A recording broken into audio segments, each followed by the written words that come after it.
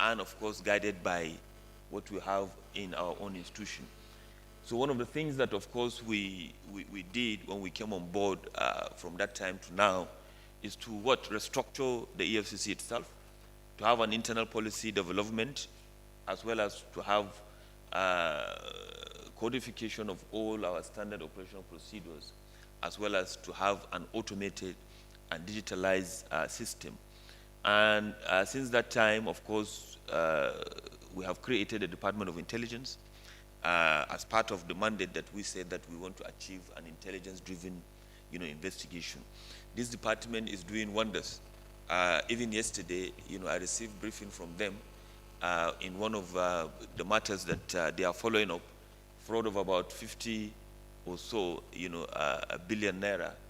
We are looking at through that intelligence. Upgrade of the procurement unit into a full-fledged department. As you know, this issue of procurement is a very serious issue, and we want to lead the pack. We want to ensure that all the procurement laws, as well as policy documents, etc., are being implemented, 100% by the EFCC. We'll structure the Department of Operations as well as the legal department, and statistics that we are going to show you later will attest to that fact. We have upgraded the internal audit unit into a full-fledged department, because we need to have people that will audit, our own activities internally. And then, of course, we have expanded the Department of Planning, Policy, and Statistics. We need statistics to be able to plan well, to be able to give you the figures which we are going to give you today. And finally, we upgraded the ICT department unit into a full-fledged department. This is very important, looking at our drive that we are working towards, having a computerized or digitalized, system to take care of all our operational activities. Now, we are all here on the 12th of May 2022, when His Excellency President Muhammadu Buhari assented into law 3 key anti-corruption laws. Very, very important and very, very strategic. One of them is the Process of Crime Recovery and Management Act, the Anti-Terrorism Act, as well as the Money Laundering Prevention and Prohibition Act, all of 2022. Very, very important. These laws, Nigeria not only set the pace for itself in terms of improve anti-corruption drive, but we are also leading in this drive across the sub-region of West Africa as well as Africa, and even internationally. I doubt much if there are up to 10 countries that have a Proceeds of Crime Act the way that we have. One of the key, go back to that slide. One of the key things that the Proceeds of Crime Act have given is the powers of non-conviction based for future. Very important.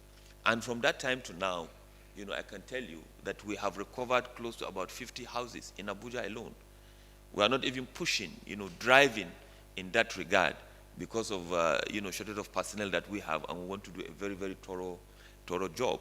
And people are having the opportunity now of, coming to say that, look, please, you can go ahead and take it. Of course, before the act, you remember very well that we used Section 17 of the Advanced Fee Fraud and Other Related Offenses, Act to enable us, get this thing, forfeited to the government. It's very important because some properties are abandoned.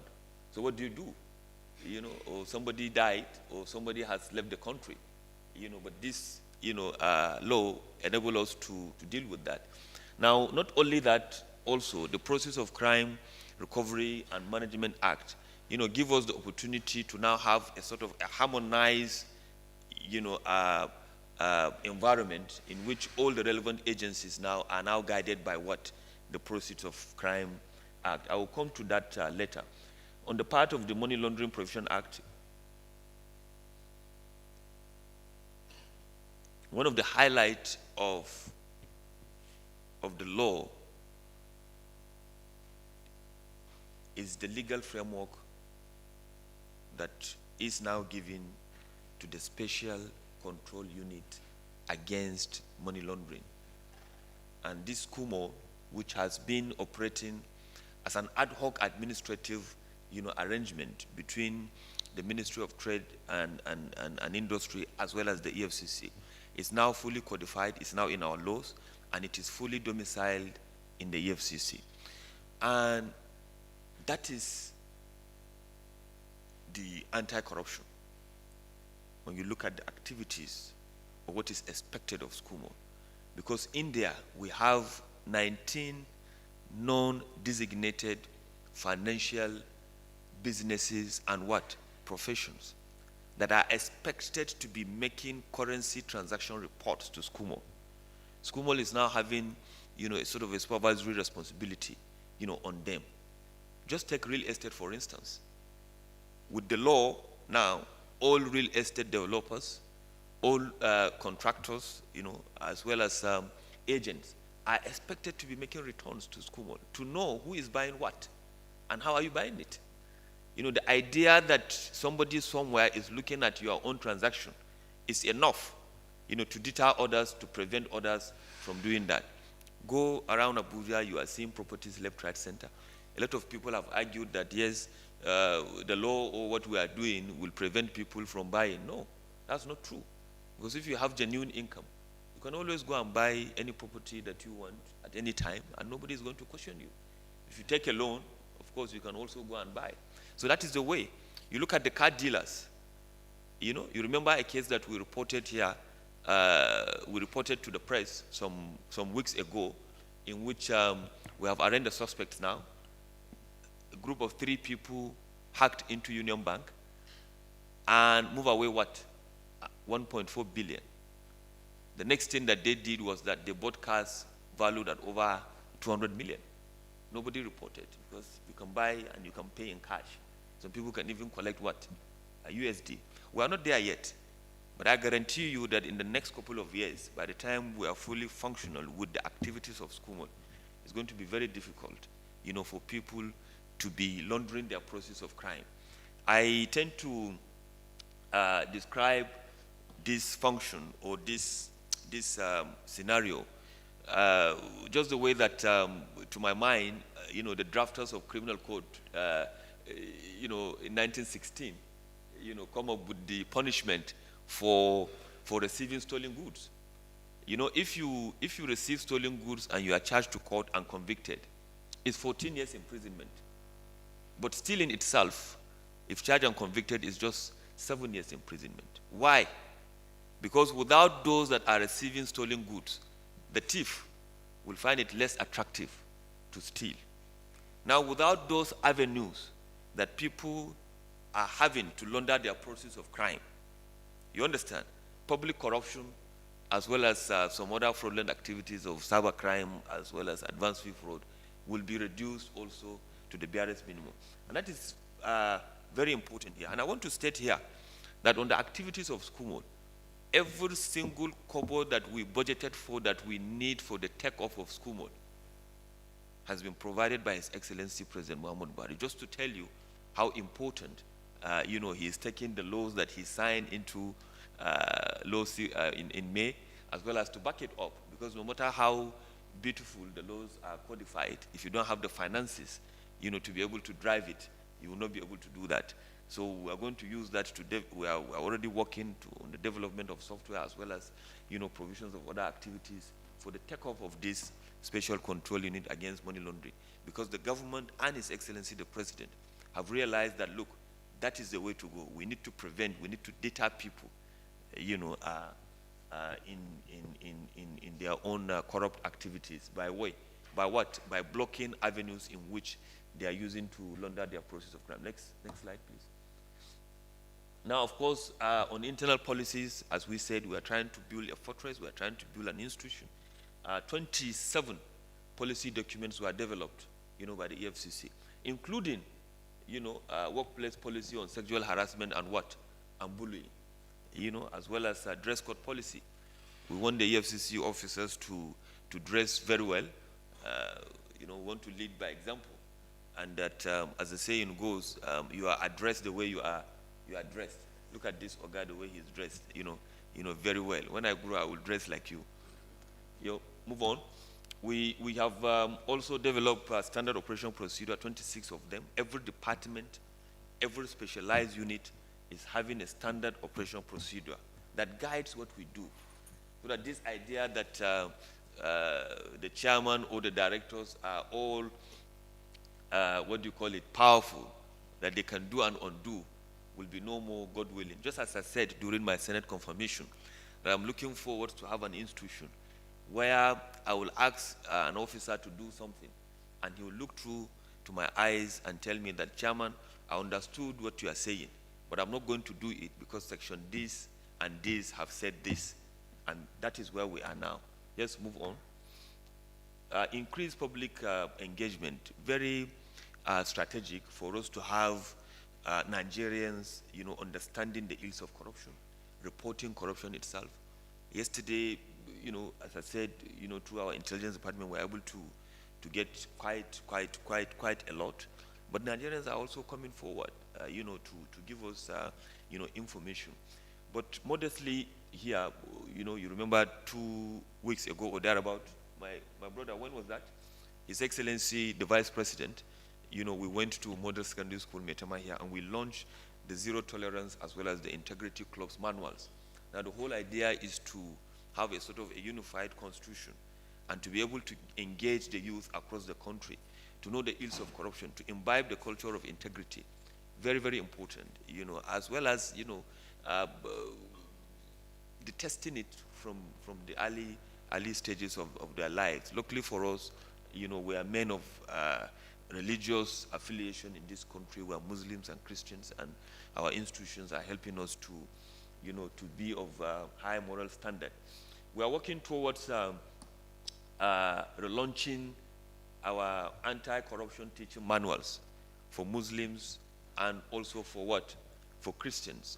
We need to have that engagement. Yesterday during the function, somebody says that, yes, when it comes to the issue of religious engagement, people are sent there. But on the public, side, they can do and undo. But that is not what it's supposed to be. If you're a religious person, you are expected that you should be guided by that, irrespective of what action you are taking, either in the public or at the religious institution. The school mall is also carrying out a lot of sensitization program. And we're very happy, as you know, that the administration of President Muhammadu Buhari is working towards 3 things: economy, security, and anti-corruption. So already the publicity is being carried out by all, top functionaries of government in terms of, engaging Nigerians, telling them the ills of corruption. Of course, we are social media engaged, and we have a lot of followers there, and we are doing a lot in terms of that public engagement and, sensitization. The media too, you are helping us to do that. Almost every electronic and print media outlet is having a correspondence on anti-corruption, on crime, or on economic crimes, and on financial crimes.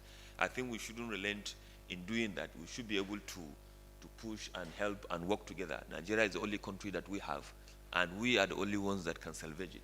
Move on. We have done quite a number of policy advisory to the government. This is part of, prevention drive. When we investigate a matter, we see gap, we advise the government, and this is what we see. And of course, in all our advisories, the government have taken dressing, because of that, and it has helped. These are some of the intangible things that we have been doing that people will not see as if it is arrest or going to court, etc. Nigerians are action people. We like action and action, but there are a lot of things that are going on behind the scene. Move on. Yes, move on. One of the things that that we did was the launching of the Eagle Eye. The Eagle Eye is an app that we launched that will make it easier for Nigerians to reach out to us anonymously, and if they so wish, they can state who they are. is also a platform where if you're a whistleblower, you can as well, use the platform and give your details. It can be used, the comfort of your room. You can download the app, install it, and then take pictures and send to us. A lot of Nigerians have done that, and we have used this platform to recover millions and millions of naira through, reportage of houses or assets that people have acquired.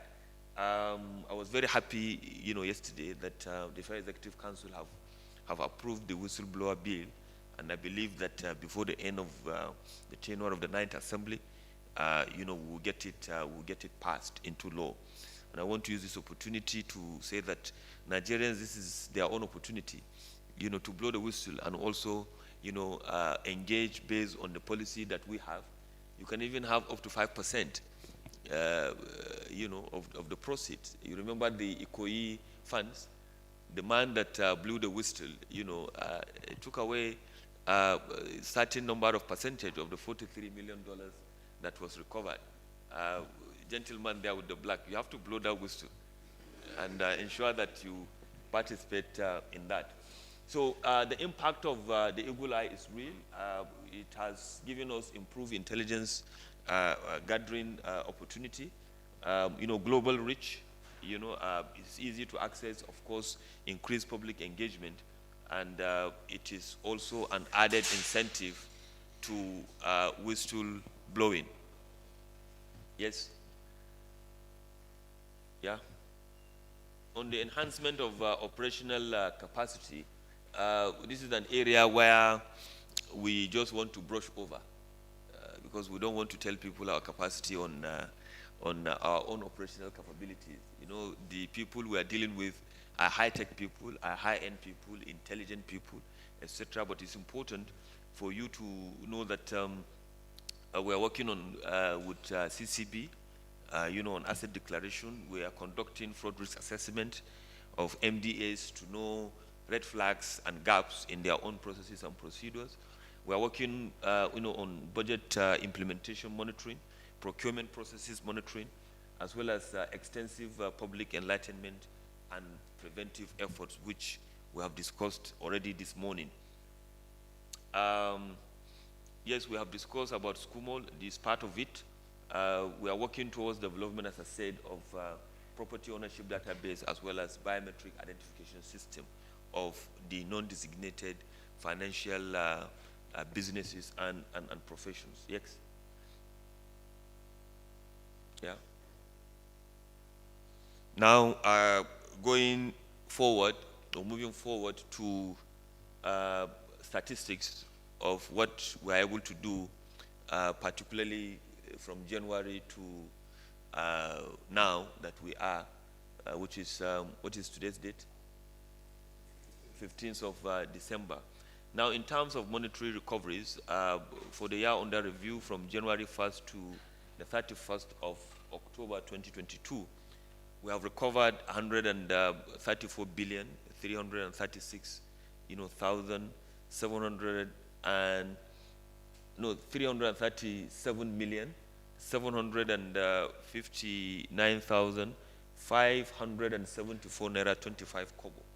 We have equally recovered 121 million US dollars, pound sterling, euros, Japanese yen, etc., etc. For the non-cash assets, these are some of the recoveries that we have made. 52 automobiles, and you can see electronics, motorcycles, clothing, real estate. These are, forfeited assets, not, cases that are under what, investigation. And these are figures that are more or less, direct recoveries from January to October 2022. In November, it may interest you to know some of the things that we have done in terms of indirect recoveries. In November 2022, we recovered 354 million US dollars for NUPRC, in terms of royalty that one of the oil companies have not paid. But our investigation led to that recovery. For the recoveries that we are making for NDDC, for instance,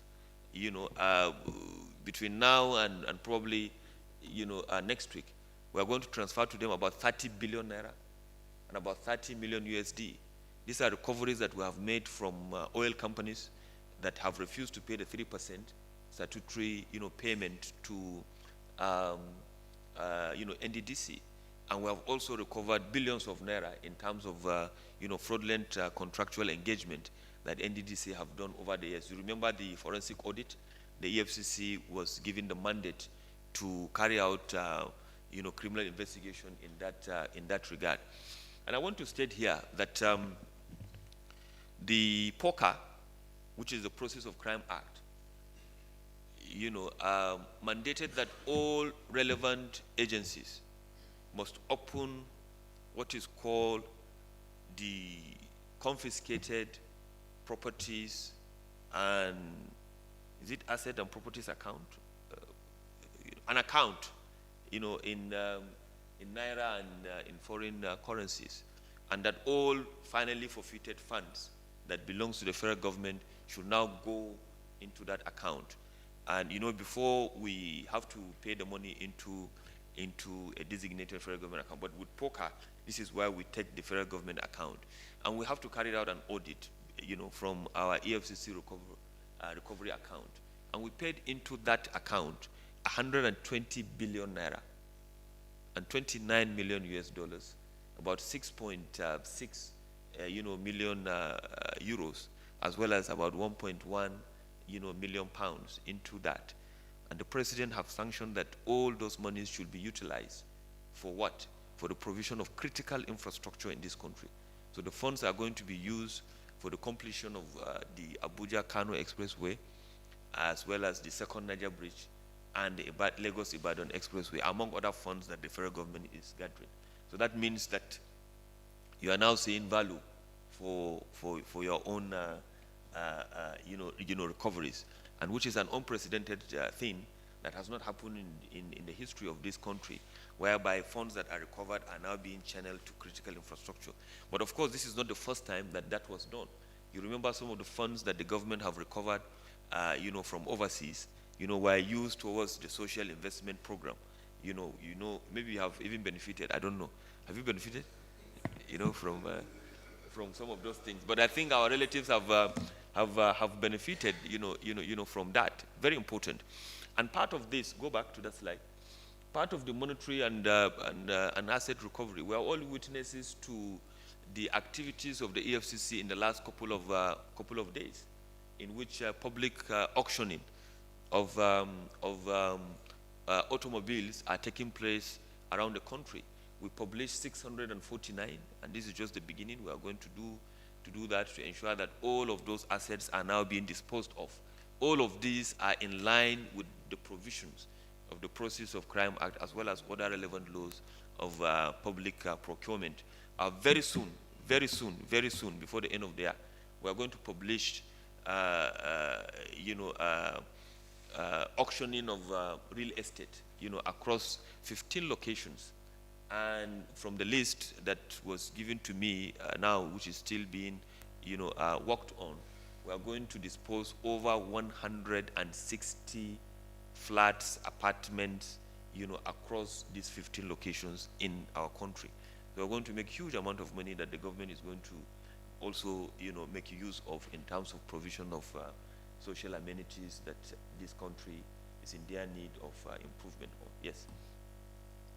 On the issue of cybercrime, of course, we have done quite a number of operations across the country, which has led to several arrests and several investigations, several recoveries. Just Tuesday, the High Court in Benin convicted a fraudster. It was widely reported, and about 120 million was recovered from him, which is going to be restituted to the victims in the United States of America. And the court has ordered that already. So we are working hand in gloves. This is a very, very serious challenge for the country. The activities of cyber criminals is alarming. It is very dangerous for us, and but we are working with NCC, with other relevant stakeholders. I don't want to be, saying it on camera, one of some of the strategies that we're adopting towards dealing with that. But I am calling on all Nigerians to ensure that they are working with law enforcement agencies towards curtailing this problem. These are issues that we all know, that they are tarnishing our image, they are bringing in illicit funds, and victims out there are crying, losing their pension, losing their valuable, assets as well as hard-earned resources. We have to continue to do what we have to do. It's our mandate. It's quite unfortunate that our youth are engaged into this, activity. We have to be the Nigerians that we are, law-abiding, people that are striving to make end meet, legitimately. That is who we are, and that is who we should be. But we will continue to do what we have to do. Somebody has to do the job, and we have to do it. That is our mandate, and God willing, we are going to succeed at the end of the day. Yes, move on. All these are part of the activities of cyber criminals that we have focused on, and which we want you to please help us to sensitize Nigerians about that. Yes. Now, on the issue of convictions, this is one area where the Commission have in 2017, EFCC recorded 186. We went down. In 2018, we recorded 312 convictions. In 2019, we recorded 1,280 convictions. It went up over 312%. In 2020, we're all aware of what 2020 is going to be remembered for. COVID. We went down, even at that, to 976. Last year, part of which, of course, was under my administration, let me be immodest a bit, we recorded an unprecedented 2,220 convictions. Now, this year, even though the year has not come to an end, we have recorded 3,615 convictions. Unprecedented. The figures of this year alone, the convictions that were secured alone this year, is more than the number of convictions that this country, the EFCC has recorded from inception up to 2020. What happened? It's because the government is with us. It's because of the relationship that we have with who? With the judiciary. It's because of the government support. It's because of the effort. It's because of so many things that we have been doing and the government have been backing us to do as an institution. That is why you can see this success. And that is why this success is here. And you can see the distribution across all the commands that we have. And this is where we are as at now, and it is only going to get better. And I want Nigerians to appreciate and understand that looking at these figures alone is enough to convince anybody that this government and this administration has lived up to its expectation of fighting corruption in all ramifications in this country. Are we there yet? The answer is no. Is there improvement? Certainly, yes, there is improvement. Thank you. Of course, finally, on the issue of coordination and alliances, corruption is a borderless crime. We need to talk to one another within the country. You are aware that I'm the president of NASIWA anyway, which is the network of anti-corruption agencies in West Africa, and we are working. And they have during our extraordinary General Assembly meeting in Niger, earlier, I think was it in October, the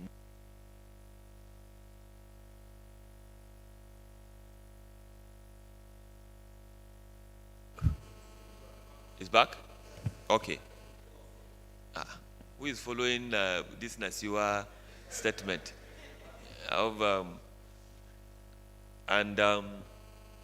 They elected unanimously that Nigeria should host the Secretariat for Nasiwa, mostly because, of course, we are the host country of ECOWAS and all of it. So within the tenure, a lot of things we want to do in terms of that. Move on. We have partners all around the world that we are working on. The whole world have now, agreed to the fact that countries has to come.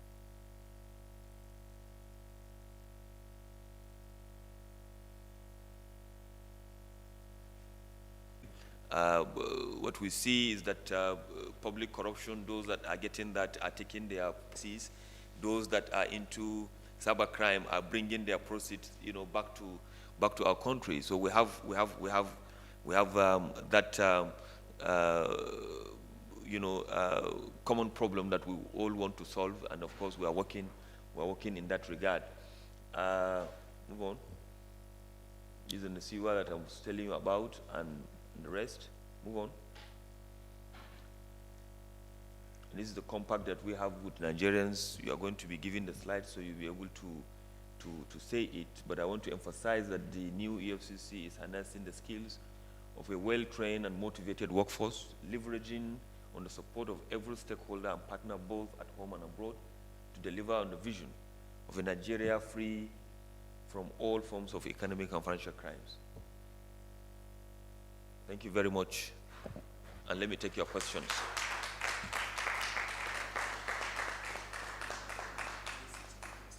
Okay, I will sit for the questions. But I like standing. I'm a court person. If you are being cross-examined, it's better that you stand so that you'll be able.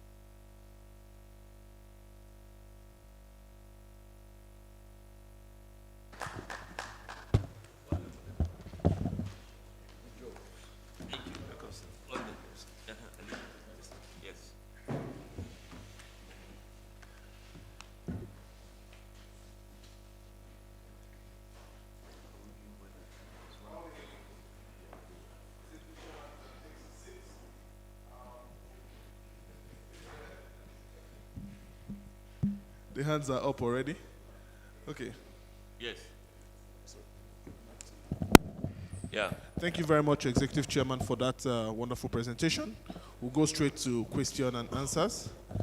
I'll start with Mr. Horatius, Anthony Ideman, Dr. Leon, and Gloria for the first set of 4 questions. Good morning, Mr. Chairman. Good morning. Good morning, our bosses on the high table, colleagues. Good morning. My question is centered on the SCOME. If Nigerians are finding it very difficult to register, and so for them to proceed to opening accounts. In the last 1 year, I have a friend and a brother who has been trying. They've paid the required fee. They've attempted to register. Till now, there are still challenges. So I don't know what the problem is. Why it's difficult to register, for Nigerians to register, companies to register, so that they will be able to open accounts. So that's just what clarification I need. Thank you. Okay. Thank you very much, sir. My name is Tony Ilemen. I write for Business Day. Sir, it's good to know here that you recover $354 million from oil companies, representing royalties that were owed by these oil companies. So I don't know whether you will be able to tell us from what period to what period have these royalties been owed, and which companies were involved in these unpaid royalties. Thank you, sir. All right. Good morning, sir. My name is Dr. Leon from the Nigerian Tribune. Mr. Chairman, your presentation, is very impressive, and I've noticed the equally very impressive work you have done in the area of cybercrime. But I'm just wondering whether there is a better way your operatives can perform their function as as it concerns trying to arrest people that are involved in cybercrime. I ask this because I think you call it a sting operation. They go into people's residences in the middle of the night, break the doors, break the ceiling, or even, as the case may be, go through the roofs. And sometimes they come out without finding anything. But meanwhile, they have left a lot of damage behind. Is there a way your people can better, do these operations to add to the, to add value to the public perception of the commission? Thank you, sir. Yeah, good morning, sir. Gloria Umezuke from Channels TV. Currently the Senate is considering a bill to whittle down the powers of the president to sack the EFCC chairman or otherwise, and then instead that power would be upon them to ratify. So what really is your impression of this, and what do you think this would connote for the agency? Thank you.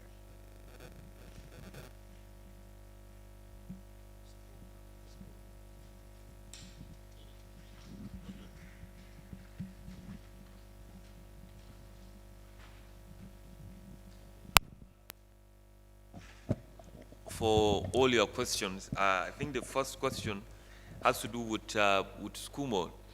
I don't know about difficulties of Nigerians to register. As you know, we are operating from 15 locations, and in all these 15 locations, we have offices there. These registrations are done online. You go online, you register, you do this, and we communicate to you.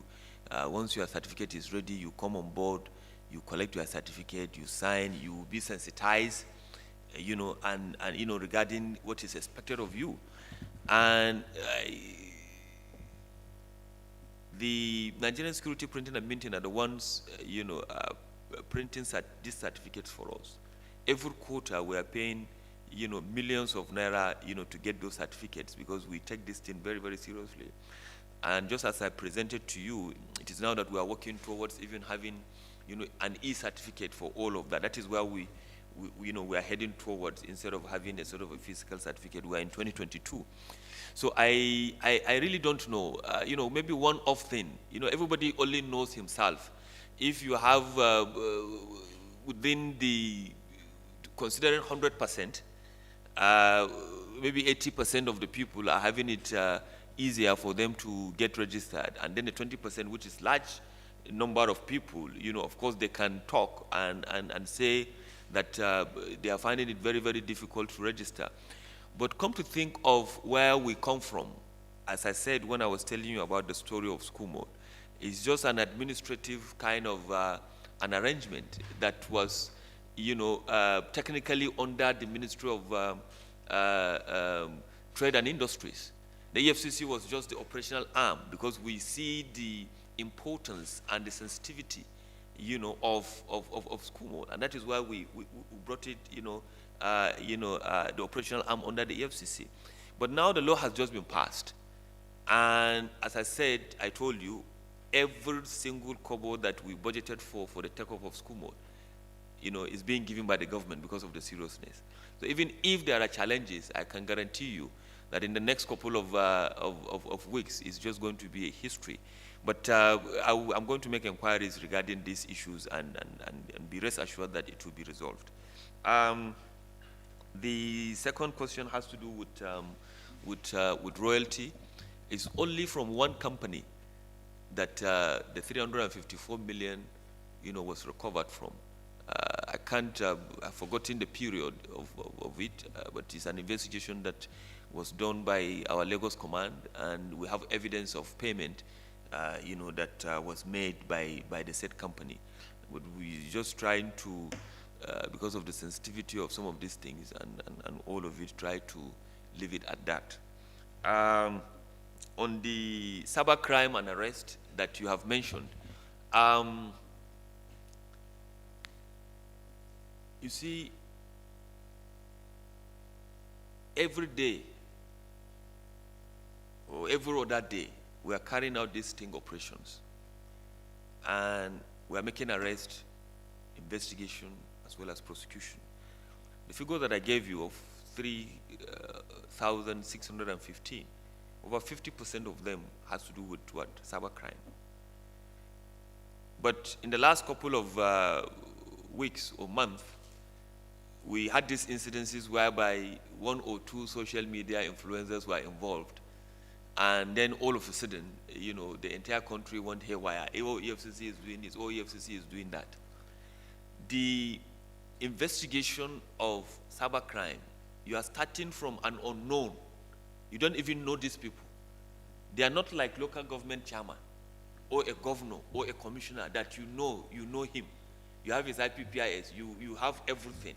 You are starting from unknown, then to known.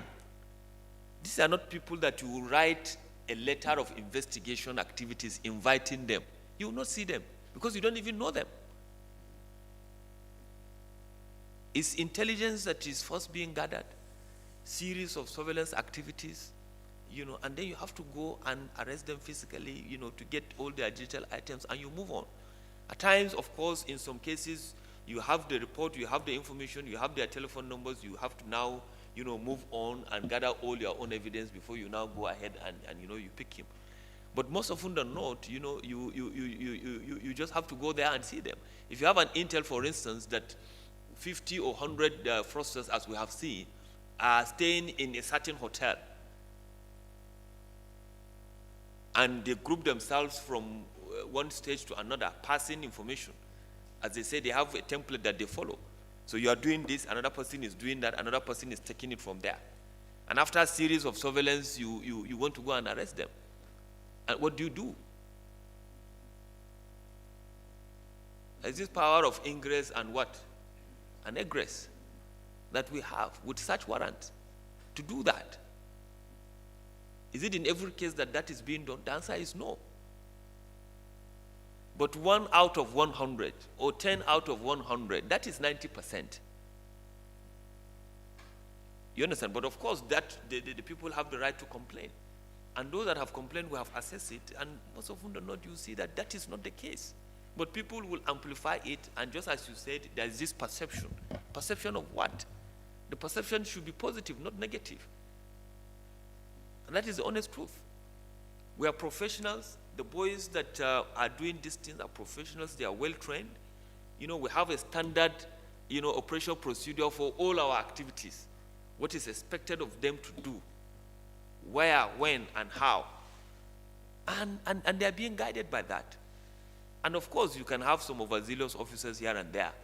And EFCC is among the few agencies of government that have a full-fledged Department of Internal Affairs.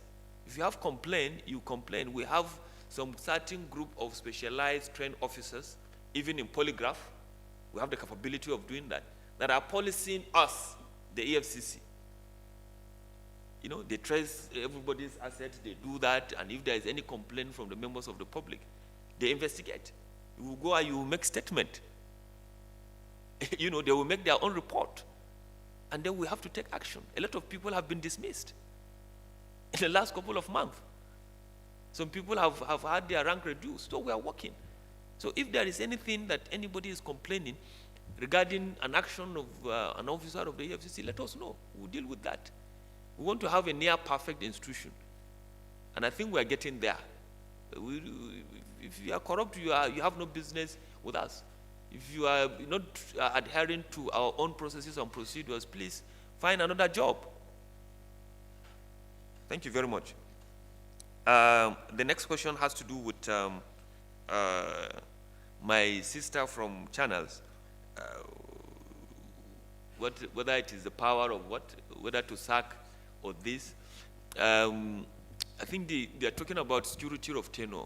It is there in the ICPC Act that the chairman of the ICPC can only be removed if 2/3 of the Senate, you know, have said so, and all of it. And I think that is just what they are trying to replicate with the EFCC chairmanship position, just to have that security of tenure. I think the understanding is that since it is their own right to confirm somebody, it is only fair that if that person is being removed, let them have a say about it. But there is no issue here. I don't have any opinion in that. EFCC is one. EFCC is going to be with us forever. In April next year, we are going to be 20 years. Tenure of EFCC chairman is metaphors. People will come, people will go. You understand? So I don't have any opinion. I think it has to do with the seat or the position. I have started now. I have to go, either today or by May 29th or thereafter and the rest. So I don't have any opinion. Do you have any opinion?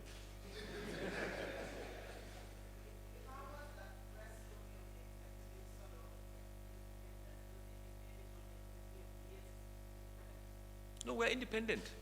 We're independent. Even yesterday, I answered this question. You see, with due respect, we have to learn to trust our leaders. We have to learn to trust our leaders. Independence of just perform your function. Thank God we have a president that is known for his anti-corruption drive. And Government 101 tells you that there are three arms of what? Government. The legislature, the executive, as well as what? The judiciary. So if you are not with the judiciary, you are not with the legislature, then you are under what? The executive. So what are we talking about here? And everybody is doing his job. Interference of what? To do what? To achieve what? At times we tend to imagine a lot of things in our heads and we think that is the norm. No, EFCC is independent.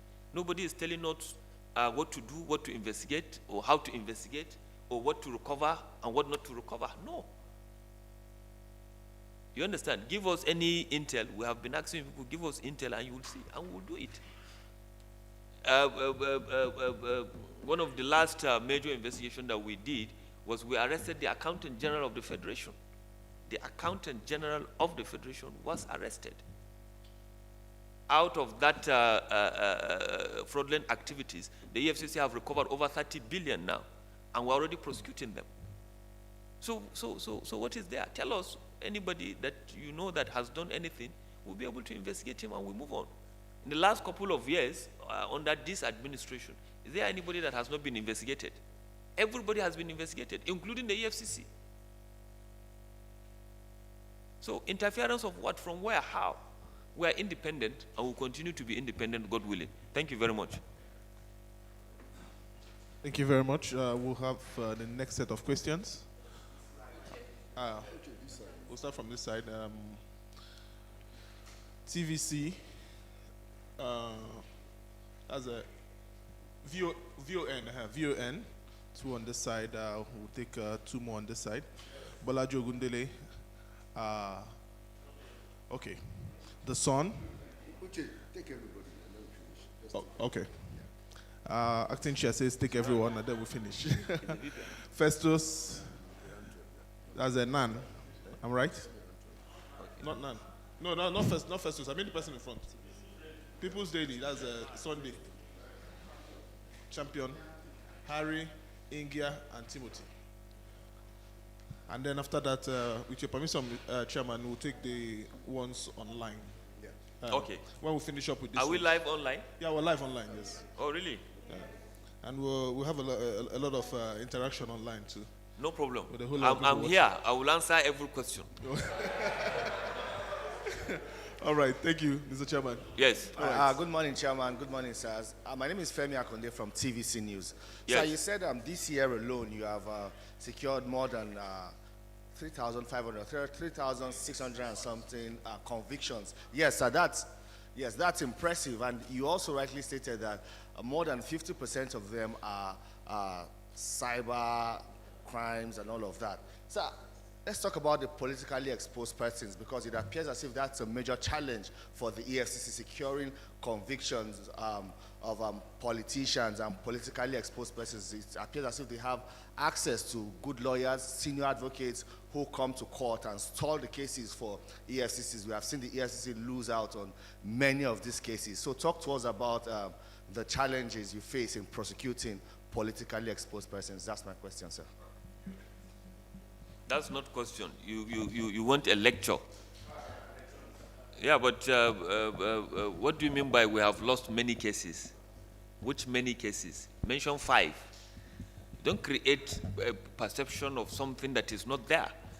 What do you mean by that? Somebody is discharged and acquitted, we appeal. We take a look at Faisal Minor and that of his father. The lower court said we got conviction, we went to the Court of Appeal and we won. Maybe you are talking about the last case of Bawa Lawal that was discharged, and we are going to appeal it. So which other cases? There are a lot of cases that we have secured.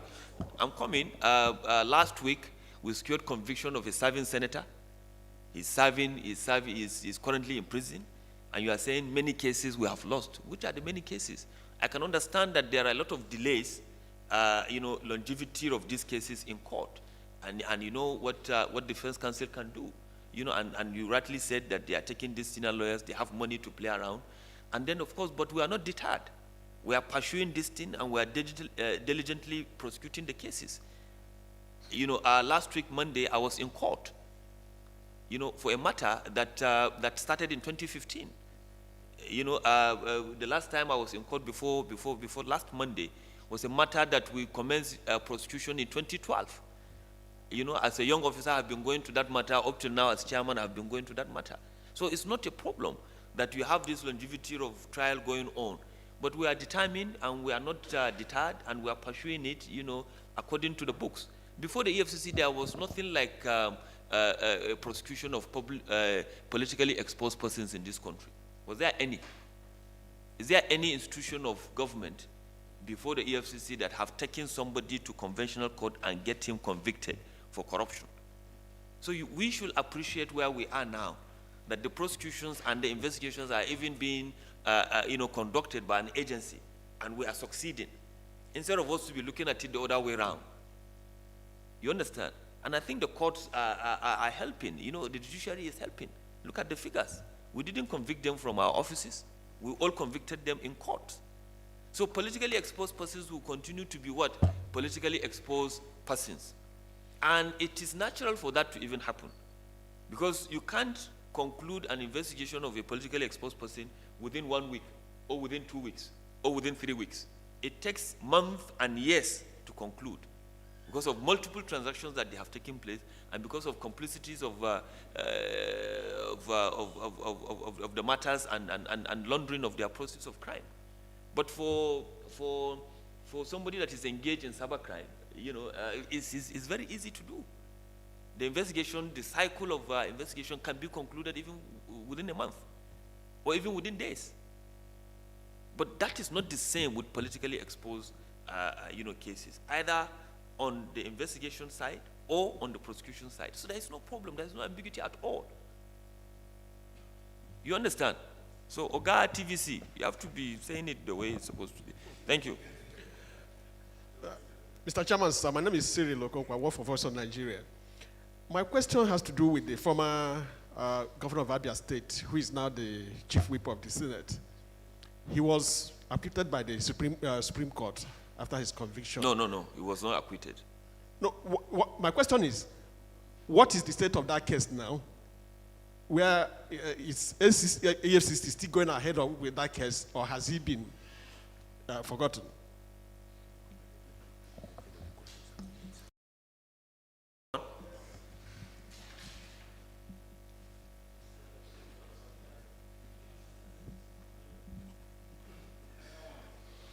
Mr. Chairman. Yes. Good morning. My name is Bolaji Ogundele.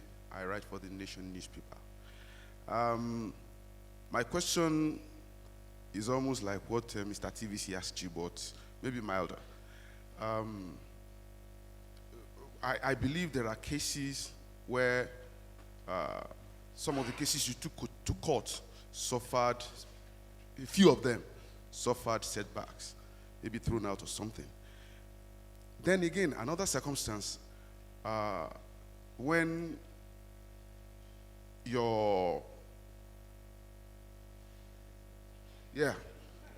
guys are, Who's guiding you? The Nation. Answer your question. Ask your question now. Mr. Chairman, I'm coming with you. No, but you are taking... No, please. The question, sir.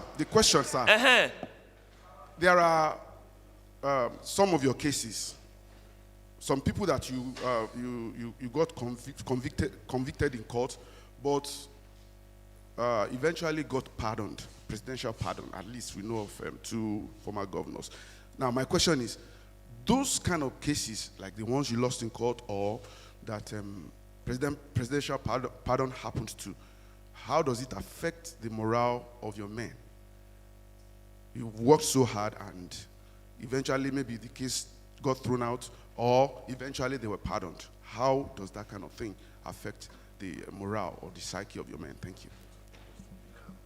Morning, sir. My name is Juliana Taiwo Balonye of the Sun newspapers. Ahead of the 2023 elections and vote buying, are there key politicians on your watch list? And what are you doing about it? Thank you. Good morning, Chairman. My name is Festus Fifen. I report for Ben Television. My question will follow directly with what my senior colleague Horatius asked earlier about SCUMI. Personally, I've been on one registration of an NGO for more than a year. You said something about automation. The automation still ends with one of your officials being at the end of it. And by the time I register, I get there, so the responses I get is like, if the person is in a good mood, you get a pass. If the person is not in a good mood, you don't get anything. And you have to go back again to do it. And until now, a company that's been registered since 1988, the official telling me that the documents are faint. And I kind of, you don't expect these original documents to be bright like the one that was produced yesterday. So the question now is, to what extent is the human interference in the registration process of SCUMI? To what extent? And if there are challenges, how are you going to sort that one to make sure that when you wake up on a Friday morning, it's not your mood that guides what you do? You came in late, Abi? You have been here? Okay. All right, can I go ahead? My name is Sunday. I work for People's Daily. So mine has to do with the sale of recovered assets. Some Nigerians have the opinion that the way a manner the EFCC is going about is hasty and might compromise transparency and eventually drag the agency into unnecessary controversy. I'd like you to react to that. And also that in one of the engagements of the president early in this administration, he made the point that the judiciary had been a kind of stumbling block in the fight against corruption. I'd like to know if that perception still persists, or given your experience as the chair of the EFCC. Thank you. No, don't go. I have to ask you. This sales of recovered assets that is bringing controversy. Controversy of what? Be specific now. No, sir. Don't just imagine that there is problem when there is no problem. I said it's likely that the sale, the way it is arranged, seems to be hasty, and that arrange how? Hastiness of what? Sir, I have a video clip here of from my brother here at TVC. Is it TVC or channels? Nigerians went there on their own. It was bidded publicly. The winner is being known there and then. There is no interference. So what is the problem? So we have seen a case recently with in Lagos where this kind of sale generated a lot of controversy. Our own did not generate any controversy. Have you exhausted all the... We have learned from that lesson of controversy. We don't have any controversy. But I will answer your question anyway. Yes.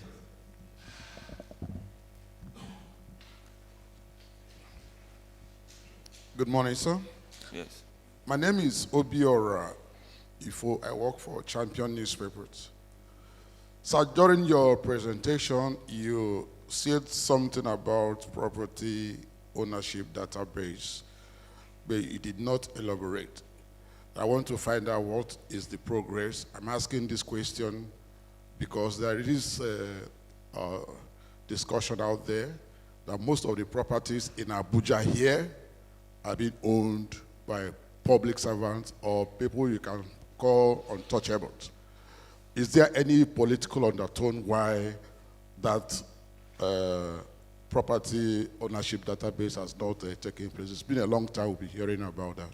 Thank you.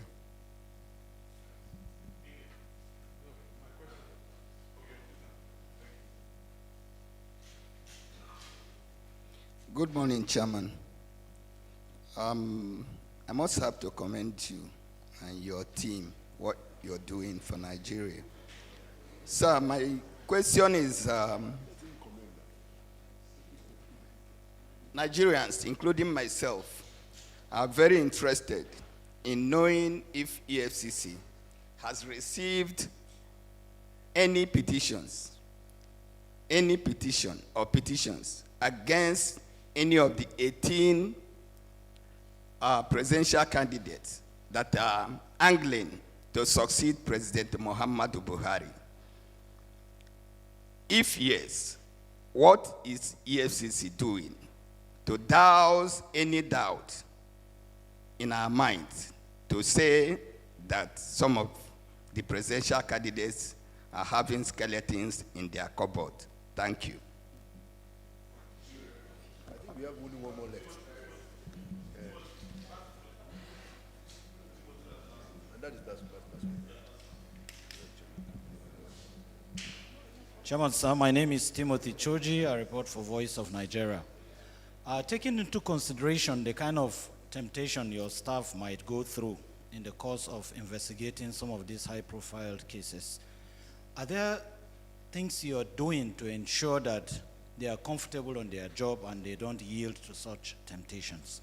Then on the other hand, considering the kind of risk they go through in the course of carrying out their jobs, are you doing anything in particular or special incentives are given to them such that when they lose their lives in the course of carrying out the job, their families are not subjected to a lot of stress? Thank you. Thank you very much. This is your last question. It's very important. It's a friend of the commission. Okay, go ahead. You know, asking about the welfare of the staff. What's that your name?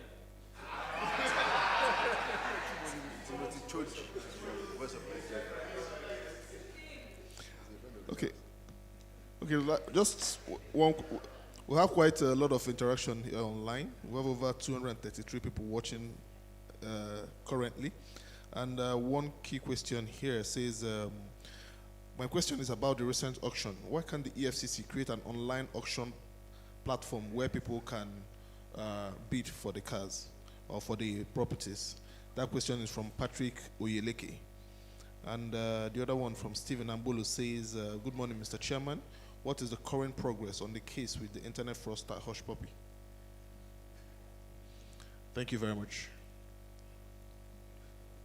That's all? Okay, I have 9 questions to answer. My friend here asks about distinguished senators, Senator Ojo Uzo Kalu, His Excellency Ojo Uzo Kalu. The prosecution lasted for 12 years or so, and he was convicted by the court. Went to Supreme Court. The Supreme Court says that yes, the judge, because he was elevated to the Court of Appeal, cannot come back to the lower court, and that he should be retried at Lagos. So wanted to arraign him, almost immediately, in Lagos, for the prosecution to start all over again. And then he went to court, challenging that yes, he has been discharged and acquitted, and nobody discharged him and acquitted him, and we are still pursuing the matters, in court here in Abuja. So the matter is still ongoing. A gentleman here asks about presidential pardon. Is it provided for in our laws?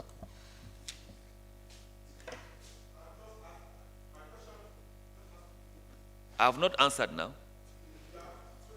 Yes, now, and I have gotten the answer that it is in our laws. So we have done our bit, and we don't know the information that this, and they have the government have done its own bit, and anybody can do that. It's like the powers of the Attorney General. given under Section 174 of the Constitution. He has the power to Nole, Abi? Abi? Nole, I have lawyers here. I'm a layman. He has the powers of Nole. He can stop any trial, before sentencing. So, and he has, of course, he has to be guided by certain provisions of public interest, etc., etc. All of these things are very, very important and germane. And this brings me to the whole talk about us trusting our leaders and our government. We don't know the information that they have that warrant them to take certain decisions. So we are not disturbed about it. It's the decision of government. We are part of government, and we move on with other cases as well. A friend of mine here asked about vote buying, what we are doing on that. We are doing quite a lot on this. We are working with INEC, we are working with a lot of people, but ultimately we want to work with Nigerians. Nigerians should know the implication of them selling their votes, or accepting that their vote should be bought, by these individuals. Already, because of what is ongoing now, a lot of people are scared about whether or not they can buy votes, whether or not people will be willing to sell their votes. We hope and pray that our modest effort will be able to curtail this issue of vote buying when it comes to be in February and in March. God willing, we are working towards seeing that we contribute our quota to curtail that.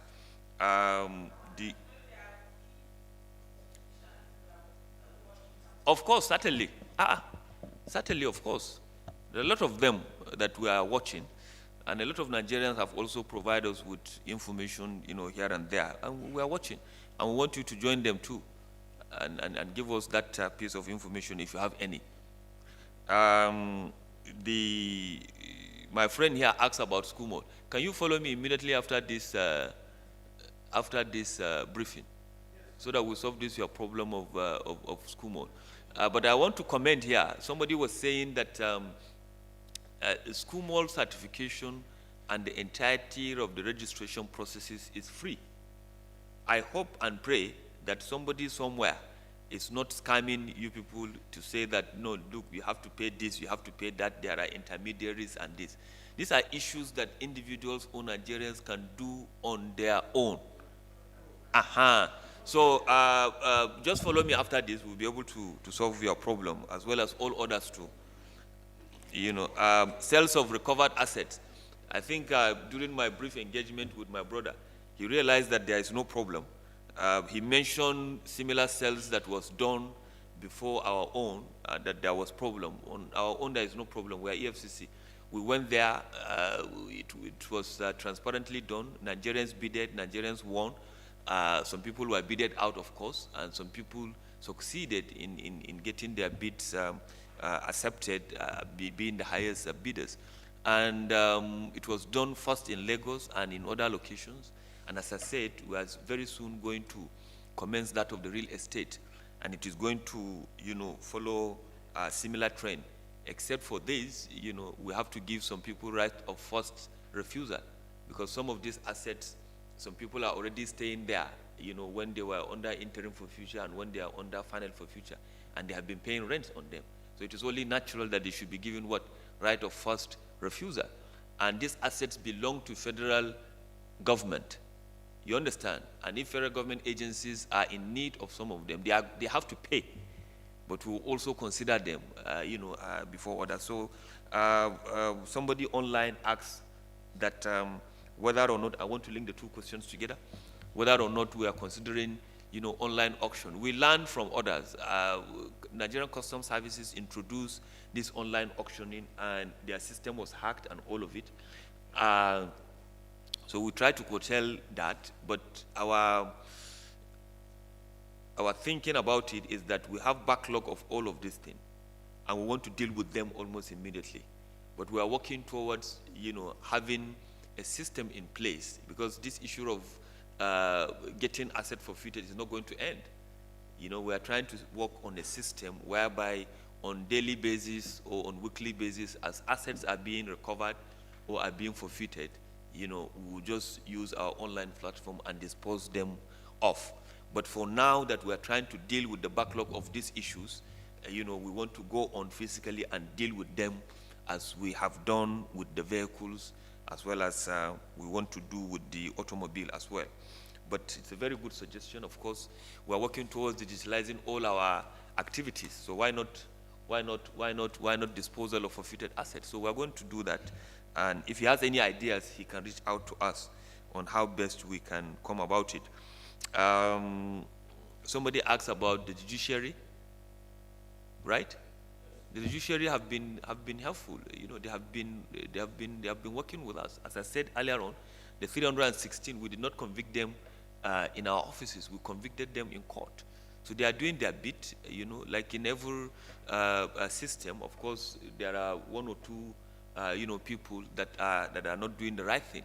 So we'll continue to pray for them, and we'll continue to hope that we will have a better judiciary, better executive, better EFCC to work harmoniously towards ensuring that this country is free of economic and financial crimes. Somebody asked about petitions against presidential candidates.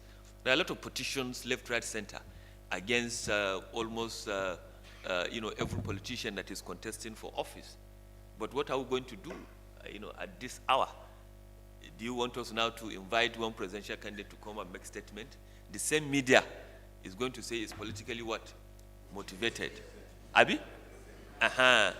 So we are working behind the scene on all the petitions that we receive that have merit, that are not politically motivated, and that is why in every command we have what is called petition vetting committee, made up of officers from the legal department as well as operations that review these petitions to see whether it is in line with our own mandate before they now recommend whether it can be investigated by the EFCC. We even have a manual for that on criteria that they need to follow that guides them in terms of coming to accepting or rejecting a petition. So I hope I have answered you, and I hope too you are not being politically motivated when you ask me about petitions against presidential candidates. A gentleman asked about property ownership register. We have a mandate, as I said, for dealers in automobile, dealers in precious stone, as well as valuable items, real estate developers, for them to make returns to us. As they are making these returns, we are creating a database. We already have that of who bought what, when, where, and how he made payments. We are receiving all of those returns. So as it is coming, we are building up the database. Of course, land registration agencies or land bureaus like the Aegis, etc., are also having database of properties in Abuja, just the way that Lagos State Bureau for Lands is having, database of that. So these are two different, databases. But in the long run, of course, there should be that ecosystem that will make us to talk to, one another. And then my very good friend Timothy, who I'm going to decorate as an ambassador of the EFCC, immediately after this briefing, asked about issues of temptation and all of that. And again, thank God for the government. The government of His Excellency President Muhammadu Buhari, one of the first things that he did when I came on board was to approve for us a very robust, severance package. And everybody is happy in the EFCC about it. Everybody is looking forward towards, retirement. So we are secured in that regard, except for somebody that wants to think otherwise. Human nature. At times you have one, you want to have two, and all of that. And for those that are being tempted by that temptation, we are dealing with them one at a time as we, have the information and we investigate and the rest. So it's an ongoing thing. You never can say about a human being, but please, if you know about them, let us know. On the issue of risk, of course, there are risks. When you are when you are prosecuting somebody, when you are investigating somebody, to him, he can take it as a matter of life and death. But we are very prayerful people in the EFCC. We are Muslims and Christians. We continue to pray. But the truth about it is that we believe that one cannot die except if his time has come.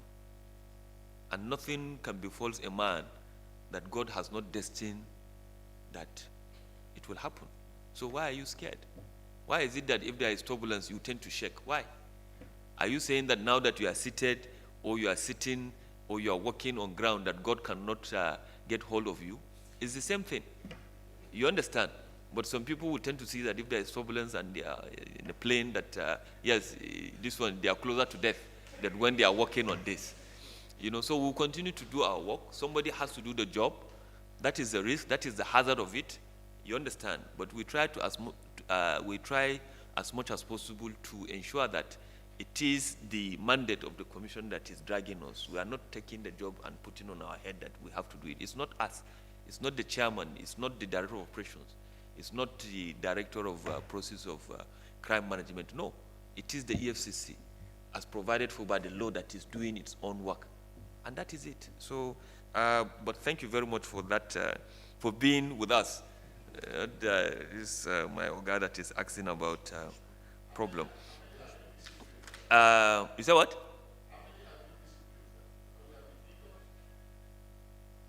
No, I don't have the figures now, but we have disciplined quite a number. Some dismissal, some reduction in rank, some so many things, some suspension, some. So I don't have the figures now, but I can tell you that the figures are not much, but we have done that. Somebody has asked about Hush Puppy. Hush Puppy is serving jail term in America, so that is about him as far as his case is in America. On our own part, we are also doing our own job, waiting for him to come back, and we will do that. Any other question?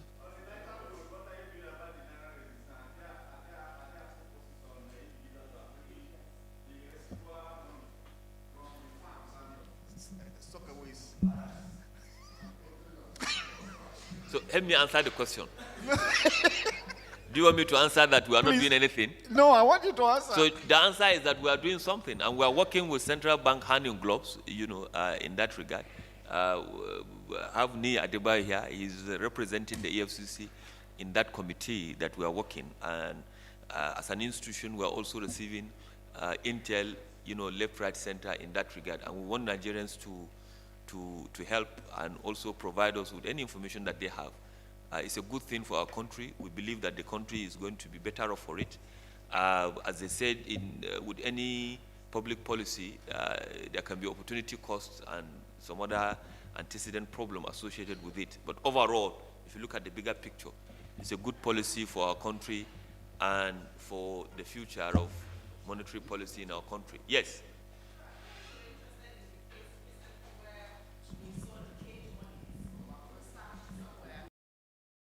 Narrative to say that they were just central bank, you know, playing nose. Were you interested in it? Yes, we have an office in Mokodi, and they were there, you know, and they found out the same thing that the police have also found out. Yes. Yes. Last question. I want to push all of you to the wall so that you don't have any question to ask. Why ask? Be careful, Mr. Chairman. Chairman, my name is Felix Onwa, and I write for Reuters World News Agency. You just explained to us the efforts you are making to avert vote buying. But there's a new intel that's more serious, that have revealed something more serious than vote buying, which is PVC buying. And this, if you don't have your PVC, you cannot vote. So I don't know whether you have actually started doing something on that, because it's a new intel. And secondly, I would like you to give us an update on Lakanta General's case.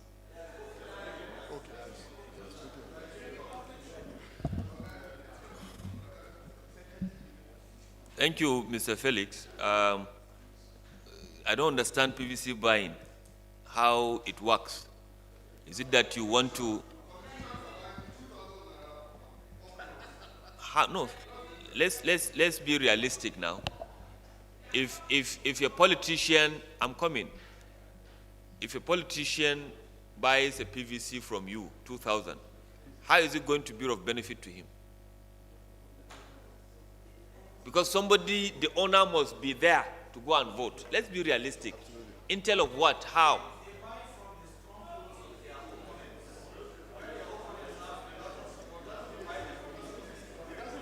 The last time I checked, I'm not a politician. I think politicians should be able to answer that. And Mr. Felix, you are late. We have answered the question of the former Accountant General of the Federation. Thank you. Sir, and I'm not politically motivated, but patriotically motivated.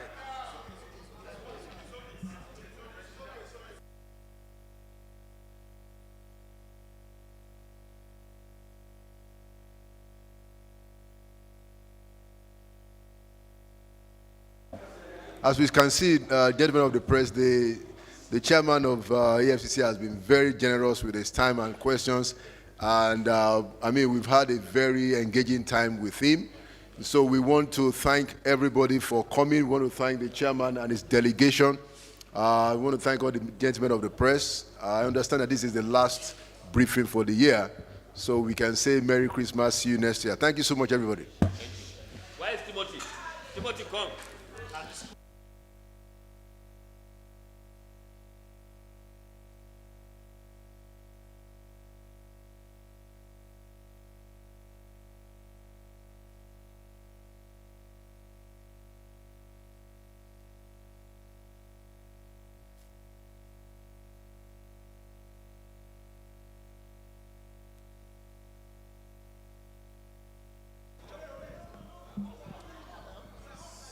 On behalf of myself, the management, and entire staff of the EFCC, I'm decorating our friend Timothy Choji as an ambassador of the EFCC.